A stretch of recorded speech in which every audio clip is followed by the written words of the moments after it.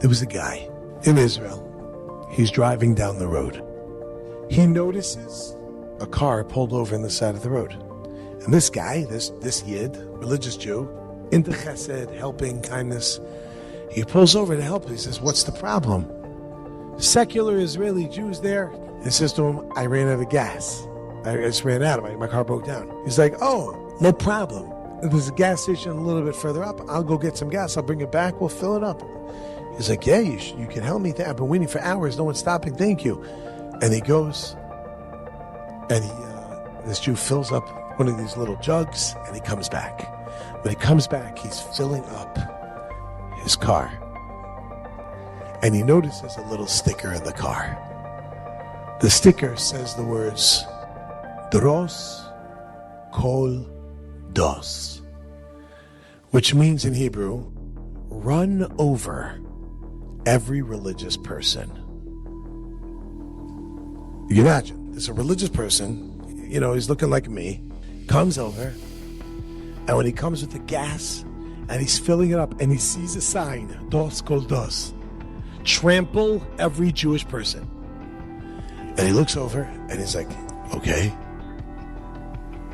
And he took the religious guy took the secular guy's number when he was going for the gas. If he needed, to call him. He's standing in front of him. And when he finishes, the secular Yid turns to the religious one and he says to him, like, how much do I owe you? He's like, no, shum davar. You don't owe me anything. He's like, man, he said, shalem. He said, no, you don't have to pay me. It's fine. It's okay. He's like, why would you do that? He's like, what do you mean? You're a Jew. What, I'm not going to help you? Of course I'm going to help you. He says, okay, thank you. Fast forward a couple days. A couple of days later, it's Erev Shabbos, it's Friday afternoon, and the religious Jew calls up the secular Jew. He goes, you're married, you have a family. He's like, yeah. He's like, maybe I could share an idea about a story about this week's portion that you could share with your kids.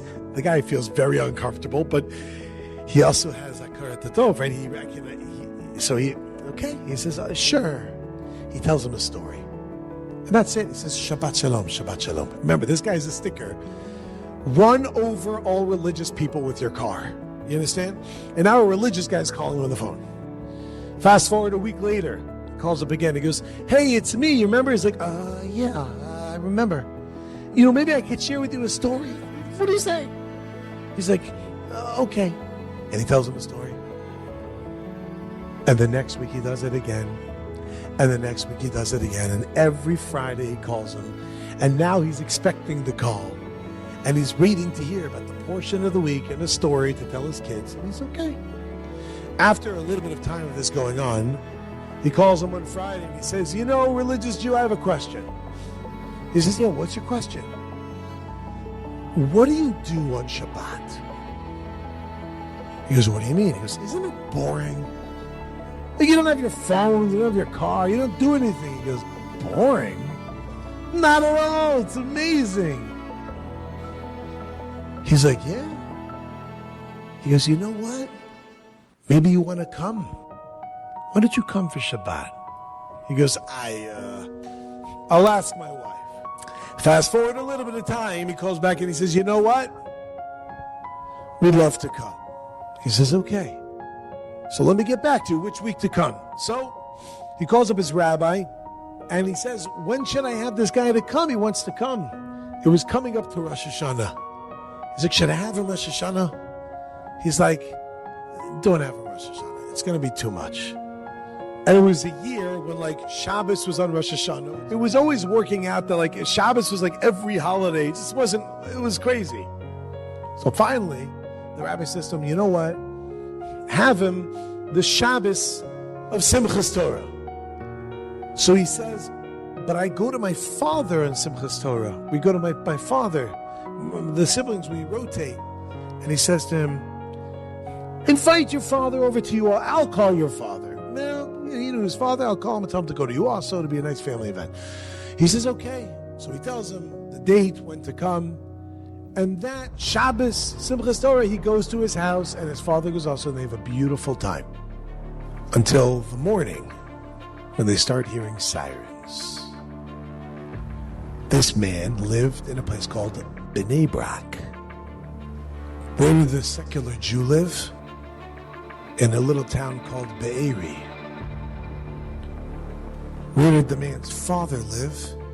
In a place called Sderot, across the street from a police station that some of you may have heard about. Because of this guy's caring for another Jew, not only did he literally save his life, because this guy's home was burnt, he saved his life, possibly saved his father's life, and today, 5 months later, that man, his wife, and his children are still living in Bnei Brak. Their kids go to Jewish religious schools, and the parents learning by Arachim, because the guy decided to reach out and help another Jew.